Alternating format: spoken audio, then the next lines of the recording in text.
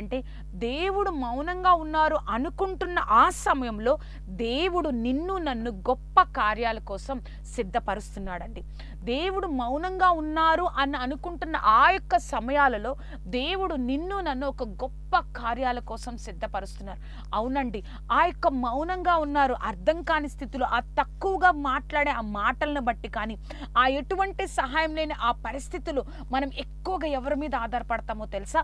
దేవుని సన్నిధిలో కొన్ని ప్రార్థన చేస్తాం, కన్నీటితో ప్రార్థన చేస్తాం. కొన్ని రోజుల నుంచి, వారాల నుంచి, నెలల నుంచి, కొన్ని సంవత్సరాల నుంచి దేవుని సన్నిధిలో మనం ప్రార్థన చేస్తాం. ఎక్కువగా ఆయన మీద ఆధారపడతాం. ఎక్కువగా నువ్వే మా దిక్కు ప్రభా, ఎవ్వరు కాదు, నువ్వే సమస్తము, నన్ను ఆశీర్వదించగలిగినది నువ్వు మాత్రమే. ఇంకా నేను ఎవరి మీద ఇప్పటి వరకు ఆధారపడ్డాను, ఎవరి మీద నేను ఆశ పెట్టుకున్నాను, ఎవరి మీద నేను ప్రభా నువ్వు నన్ను ఆశీర్వదిస్తావో అని అనుకున్నాను. కానీ నాకు ఇప్పుడు పూర్తిగా అర్థమైంది ప్రభా, నువ్వు మాత్రమే నన్ను నిలబెట్టగలవు అన్న స్థితిలోనికి ఎప్పుడు వస్తామో తెలుసా అండి? దేవుడు మౌనంగా ఉన్నారు అని అనుకుంటున్న సమయంలోనే ఇటువంటి గొప్ప ఆత్మీయ స్థితిలోనికి మనం అందరం వస్తామండి. ఇటువంటి ఆత్మీయ స్థితిలో దేవుడు మనల్ని సిద్ధపరుస్తూ ఉంటాడు. ఈ యొక్క ఆత్మీయ స్థితి మనం ఎక్కడ నేర్చుకోలేమండి. ఎప్పుడు నేర్చుకుంటామో తెలుసా? మన యొక్క అర్థం కాని పరిస్థితులు, మనం లోకం తక్కువగా మాట్లాడుతున్న సమయంలో మనం ఇంకా ఎందుకు దేవుడు మౌనంగా ఉన్నాడా, అటువంటి సమయంలో మనం ఏం చేస్తాము అంటే దేవుడి దగ్గర ఇటువంటి గొప్ప ఆత్మీయ ఆశీర్వాదాన్ని పొందుకుంటాం.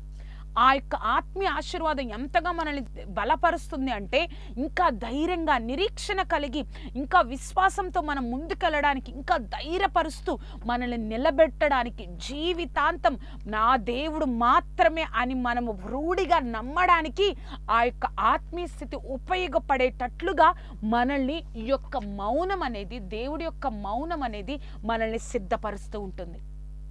దావీదు ఒక ప్రశ్నతో మొదలు పెట్టాడు. ప్రభా, నువ్వేళ రక్షింపకున్నావు, నువ్వేళ రాకున్నావు, నువ్వెందుకు మౌనంగా ఉన్నావు?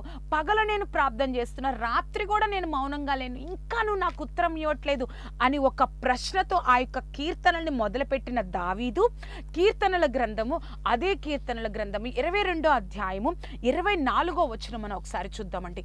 కీర్తనలు 22:24 వచనం. ఆయన బాధపడు వాని బాధను తృణీకరింపలేదు, దాన్ని చూసి ఆయన అసహ్యపడలేదు, అతనికి తన ముఖమును దాచలేదు, వాడాయన మొరపెట్టగా ఆయన ఆలకించెను. చూసారా అండి, దేవుడు ఎంత గొప్ప కార్యం చేస్తున్నారో.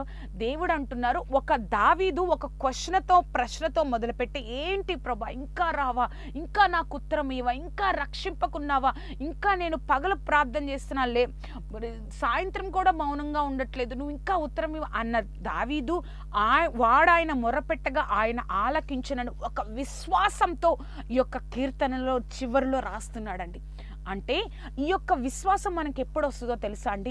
దేవుడు మౌనంగా ఉన్నాడేమో ఆ యొక్క కొంతకాలం, ఆ యొక్క సమయంలో ఇటువంటి గొప్ప గొప్ప ఆత్మీయ జీవితాలు ఆయన సన్నిధిలో దేవుడు మనకి నేర్పించి గొప్ప ఆశీర్వాదం కోసం నిన్ను నన్ను సిద్ధపరుస్తాడండి.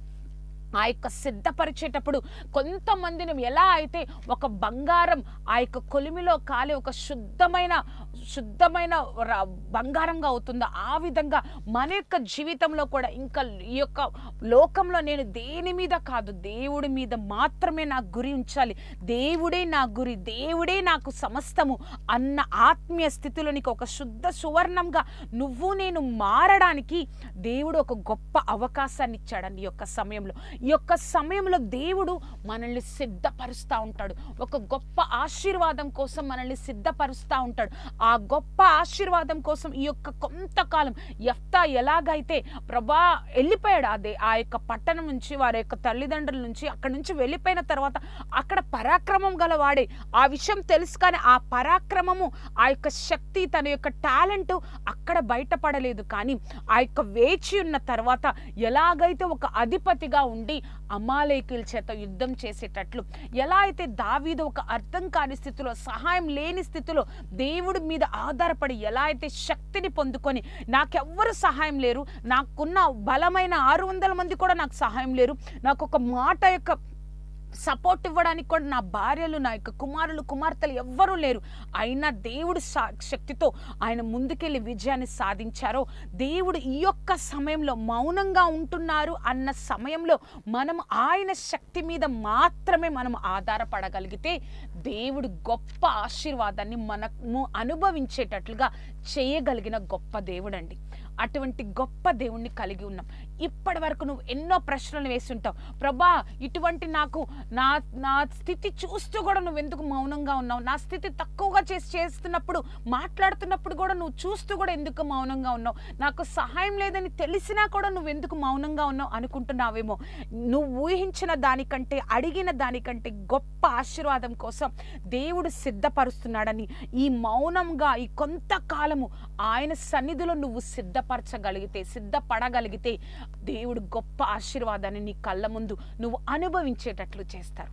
ప్రార్థన చేసుకుందామండి. సర్వోన్నతుడా, సర్వాధికారి, పరిశుద్ధాత్మ దేవ, ఆశ్చర్యకరుడా ప్రభా, నాతో మాతో మాట్లాడిన విధానాన్ని బట్టి వందన. సర్వశక్తి మంత్ర, ఇన్నాళ్ళు ఎన్నోసార్లు అనుకున్నామేమో ప్రభా యేసయ్య, ప్రభా ఎందుకు మా ఎడల మౌనంగా ఉన్నావు, ఎందుకు ప్రభా మా జీవితాలు ఇలా ఉన్నాయి అనుకున్నామేమో.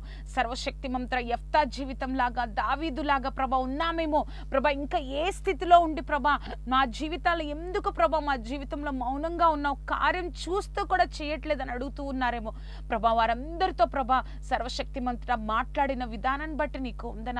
ఒక గొప్ప ఆశీర్వాదం కోసం ప్రభా మమ్మల్ని దేవుడు సిద్ధపరుస్తున్నాడని ఒక నిరీక్షణను అనుగ్రహించిన విధానాన్ని బట్టి నీకు వందనాలు. సర్వశక్తి మంత్ర, ఒక నిరీక్షణ కలిగి, ఒక విశ్వాసంతో తండ్రి, ఈ యొక్క కొంతకాలము మేము నీ సన్నిధిలో సిద్ధపడడానికి, ఆత్మీయ ఆశీర్వాదంతో, ఆత్మీయంగా శక్తితో నింపబడడానికి మాకు సహాయం దయచేసి నువ్వే నిలబెట్టి మమ్మల్ని బలపరచగలరని సర్వశక్తి మంత్ర ప్రభా. మౌనంగా ఉన్న సమయంలోనే నేను ఎంతగానో దేవుని సన్నిధిలో ఉండాలి, గడపాలి, శక్తిని పొందుకోవాలని ప్రభా నీ సన్నిధిలో సిద్ధపడడానికి ప్రతి ఒక్క బిడ్డకి సహాయం దయచేయండి. నీ గొప్ప కృపను అనుగ్రహించండి. నువ్వే కార్యంతో నింపండి. నీ నామ మహిమార్థము కాచి కాపాడండి. నీ కృపా రెక్కల క్రింద భద్రపరిచి వర్ధిల్లింపచేసి నీ కృపలో వర్ధిల్లింపచేయండి. నీ శక్తితో నింపండి. నజరేయుడైన యేసుక్రీస్తు నామం అడిగి వేడుకొంచున్నాం తండ్రి. Amen, amen, amen. చూసారు కదండి, మనము దేవుడు మౌనంగా ఉంటున్నారు అంటే ఒక గొప్ప ఆశీర్వాదం కోసం నిన్ను నన్ను దేవుడు సిద్ధపరుస్తున్నాడని అర్థం. ఆ సిద్ధపాటులో అటువైపు ఇటువైపు కాకుండా మన దృష్టి దేవుడి వైపే ఉండాలని దేవుడు కోరుకుంటా ఉన్నాడు. ఈ యొక్క కార్యక్రమం మీకు ఆశీర్వాదకరంగా ఉన్నట్లయితే ఈ యొక్క కార్యక్రమాన్ని మీ యొక్క స్నేహితులకు, బంధువులకు పరిచయం చేయండి. ఈ యొక్క కార్యక్రమం అనేక మందికి పరిచయం చేయండి. మనం ఆత్మీయంగా ఈ యొక్క కొంతకాలం, ఈ యొక్క మౌనంగా ఉన్న సమయంలో మనం ఇంకా దేవుని సన్నిధిలో బడబడులాగున ఆత్మీయ ఆశీర్వాదాలు ప్రతి ఒక్కరూ పొందుకునేలాగున దేవుడు మన కుటుంబంలో ఉన్న ప్రతి ఒక్కరిని ఆశీర్వదించును గాక. దేవుడు ప్రతి ఒక్కరిని నిలబెట్టును గాక. దేవుడు మిమ్మల్ని ఆశీర్వదించును గాక. Amen, amen, amen.